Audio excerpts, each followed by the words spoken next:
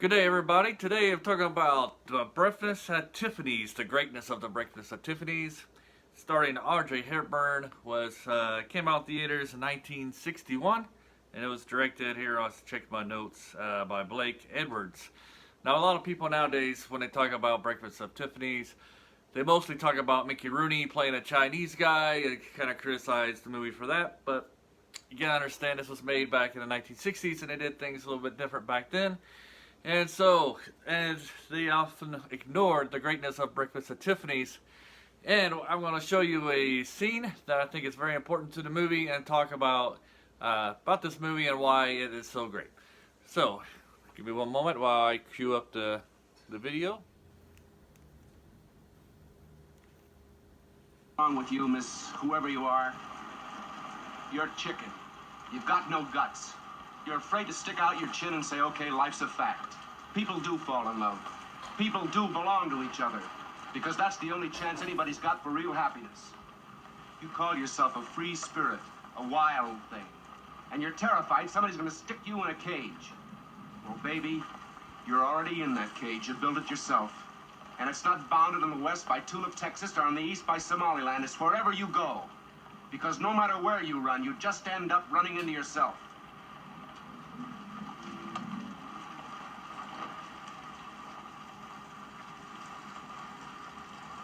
Here, I've been carrying this thing around for months. I don't want it anymore. Alright, so I really think this scene really summarizes what Breakfast at Tiffany's is about. Audrey Hepburn plays like a socialite. She goes out on dates with men for money. She always brags about how they give her like $50 to go powder her nose. And she kind of meets this character who he's a writer, but he's a equivalent of a male mistress, whatever that word is for that.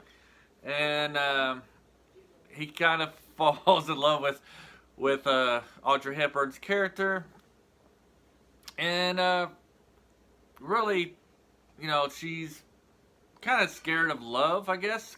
And just like this scene talks about how the reason she doesn't want to fall in love, she doesn't want to believe that she belongs to somebody and that you'll entrap her.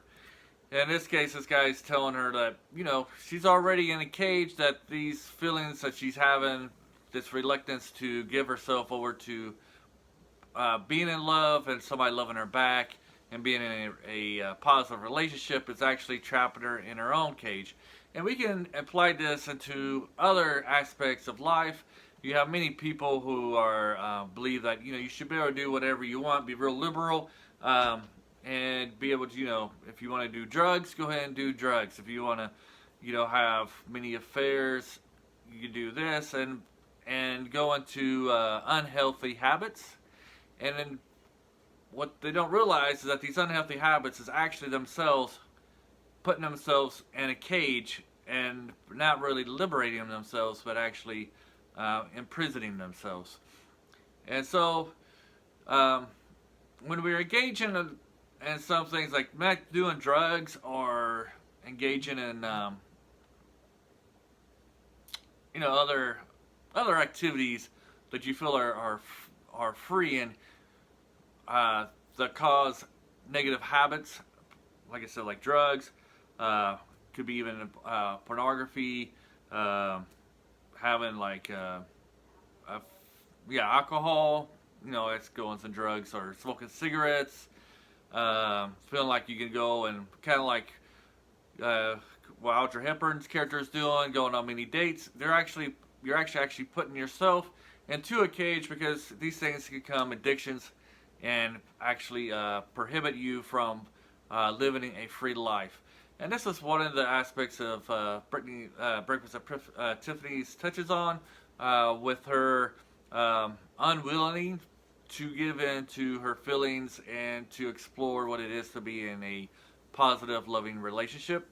And that, as he tells her, that because she's reluctant to do this, she's not letting herself be free, which is the freedom she's searching for, by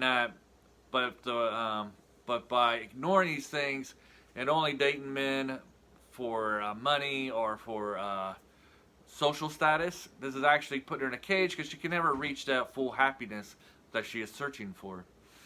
And there's other topics of Breakfast at Tiffany's that I think you enjoy. It's a great movie. I like it. And I think you'll enjoy it too. Especially if you like Audrey Hepburn. I believe, to me, this is probably her best movie that she's in.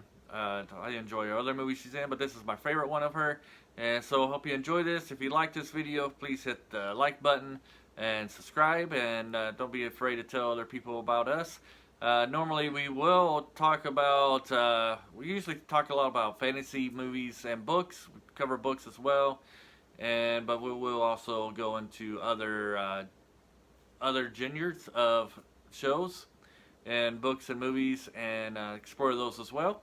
Hoping the next video will be about Mark Twain's Connecticut and a Connecticut Yankee at King's Author's Court, which I believe, to me, is Mark Twain's best book he's ever written.